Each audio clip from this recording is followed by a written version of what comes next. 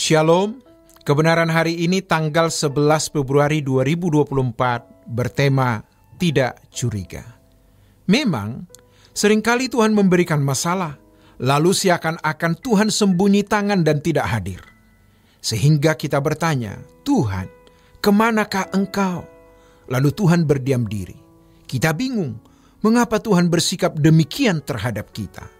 Lewat masalah itu, ternyata Tuhan mau membuat kita menjadi dewasa. Pasti Tuhan mengizinkan hal-hal itu terjadi dalam hidup kita karena kita mau didewasakan. Jadi, kalau kita melihat masalah kita begitu berat, begitu besar, jangan berpikir Tuhan lebih kecil. Tuhan yang mengizinkan persoalan-persoalan itu terjadi untuk mendewasakan kita, untuk menguji kita.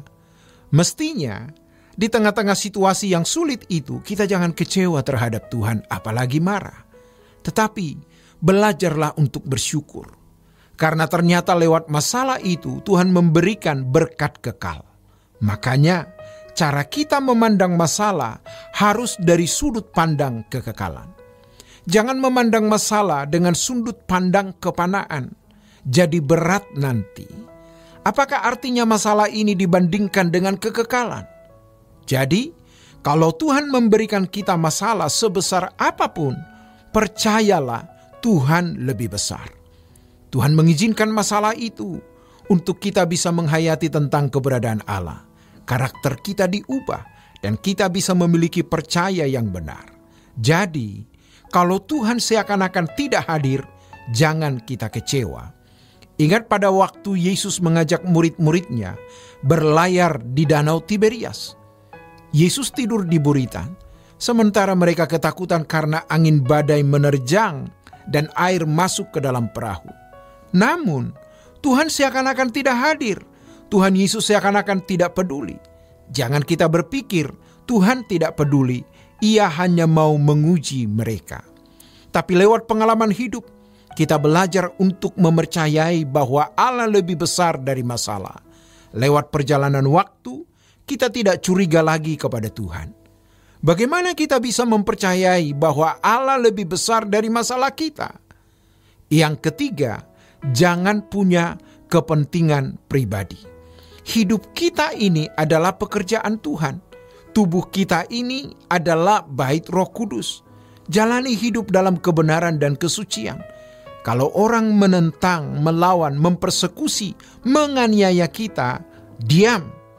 Kalau kita hidup adalah milik Tuhan, pekerjaan Tuhan, berarti orang-orang itu akan berhadapan dengan Tuhan. Jangan kita membalas, jangan kita sakiti hati mereka.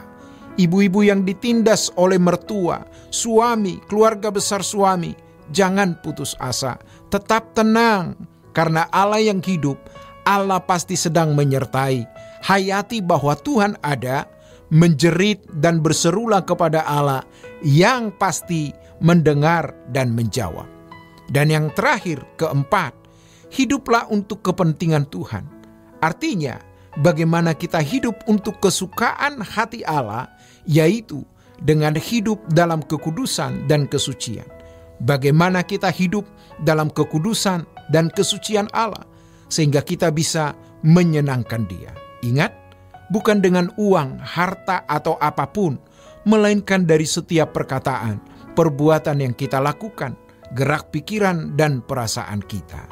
Jadi, kita bisa menyenangkan hati Allah Bapa.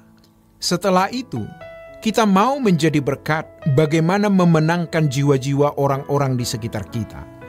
Itulah kita, ini pekerjaan Tuhan. Jadi, kalau kita menghadapi masalah, kita serahkan dalam tangan Tuhan dengan percaya bahwa hidup kita ini adalah pekerjaan Tuhan. Kalau orang memberkati hidup kita, mendukung kita, orang itu diberkati karena dia mendukung pekerjaan Tuhan. Sebaliknya, kalau orang itu mempersulit, menganiaya, menyakiti kita, berarti orang itu melawan Tuhan. Buatlah mereka mesti berurusan dengan Tuhan, bukan berurusan dengan kita. Diam, tidak membalas. Walaupun kita punya kesempatan membalas dendam, jangan lakukan itu. Kita bisa menjadi kuat karena kita mempercayai Allah itu ada. kisah dalam Alkitab itu bukan hisapan jempol, bukan dongeng. Itu adalah fakta yang juga bisa kita alami. Demikianlah kebenaran hari ini. Tuhan Yesus memberkati. Sola Gracia.